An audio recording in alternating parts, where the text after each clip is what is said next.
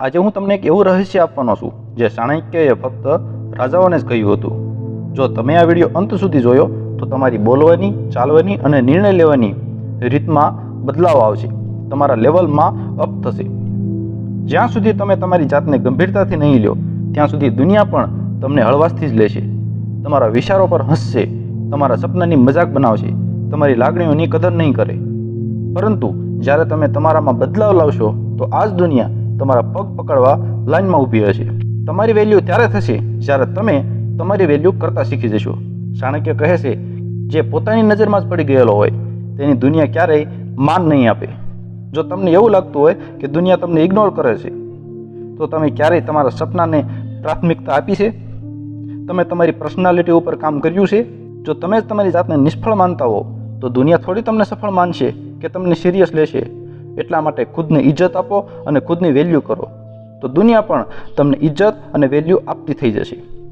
ચાણક્યએ એકવાર કહ્યું હતું કે તમારી હાજરી પ્રભાવશાળી હોવી જોઈએ. જ્યારે તમે રૂમમાં કે ઓફિસમાં હાજર થાવ ત્યારે લોકોનું તમારા પર ધ્યાન આવવું જોઈએ. તમે બોસ હોવ કે નોકર હોવ, પણ તમારી હાલ, તમારી બોલી અને તમારી આંખોમાં આત્મવિશ્વાસ એક રાજા જેવો હોવો જોઈએ. સીધું હાલવું, આંખોમાં આંખ નાખીને વાત કરવી, ધીમા અને મક્કમ અવાજમાં બોલવું, આ બધું શીખવું પડશે. તમે સફળ ત્યારે બનશો જ્યારે તમે મંજૂરી લેવાનું બંધ કરશો. દરેક નિર્ણય માટે બીજા પાસેથી હા જોઈએ. આ જીવન તમારું છે તો જવાબદારી પણ તમારી હોવી જોઈએ.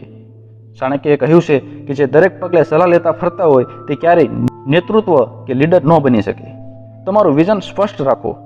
જ્યાં સુધી તમને જ તમારા પર વિશ્વાસ ન હોય તો દુનિયા તમારા પર વિશ્વાસ કેવી રીતે કરે? લોકો તમને કંઈક કહેતા હોય, તમારી મજાક બનાવતા હોય કે તમારા ભૂતકાળને ઉખાડતા હોય અને તમે ચૂપચાપ થઈને બેસી રહો છો. ચાણક્યએ કહ્યું છે કે જો તમે અન્યાય પર ચૂપ રહેવાનું શીખી લીધું તો તમે હાર સ્વીકારી લીધી છે. તમારી અંદરના શેરને જગાડો. દુનિયા તમારા રિએક્શન ચેક કરે છે કે તમે કેવું બિહેવિયર કરો છો, તમે કેવી પ્રતિક્રિયા આપો છો. એ જ તમારું સ્ટાન્ડર્ડ નક્કી કરે છે. સારું થવું જરૂરી છે, પણ ખાલી સારા હોવાથી કામ નહીં ચાલે. તમારે ચાલાક બનવું પડશે. તમારે સમજવું પડશે કે કોણ તમારી સાથે છે અને કોણ તમારો ઉપયોગ કરે છે. ચાણક્ય કહે છે કે દરેક વ્યક્તિ સમયની સાથે હાલે છે, એટલે ક્યારેય તમારી સાચી ફિલિંગ પ્રગટ ન કરો. બધાય સંબંધ પારદર્શક નથી હોતા. અમુક વાતો છુપાવવી જરૂરી છે. આજથી તમારું માઇન્ડસેટ બદલો. તમે એક યોદ્ધા છો. તમારો ભૂતકાળ ગમે તે હોય, ભવિષ્ય તો તમારા હાથમાં છે. દરરોજ સવારે ઉઠીને તમારી જાતને એક વાક્ય કહો કે હું કોઈનાથી કમ નથી. જે વ્યક્તિ ક્યારેય મનથી હાર નથી માનતી એને દુનિયાની કોઈ તાકાત હરાવી નથી શકતી. તમે જાણો છો, ચાણક્ય પણ એક ગરીબ વ્યક્તિ હતા. તેમણે કોઈ રાજાનો આશ્રય ન લીધો હતો. તેમણે પોતે ચંદ્રગુપ્તને તાલીમ આપીને સમ્રાટ બનાવ્યો હતો. તેઓ સિસ્ટમની વિરુદ્ધ ચાલ્યા હતા. તેમણે દુશ્મન રાજાઓની બાજી પલટાવી નાખી હતી, ફક્ત પોતાના આત્મવિશ્વાસ, બુદ્ધિ અને વ્યૂહરચનાથી. તેમનો સરળ સંદેશ હતો, જો તમે શક્તિશાળી બનવા માંગતા હો તો પહેલા તમારા મનને શક્તિશાળી બનાવો. તો હવે સવાલ તમને છે, શું તમે તમારા માટે સિરિયસ છો? શું તમે તમારી જાત માટે સમય કાઢો છો?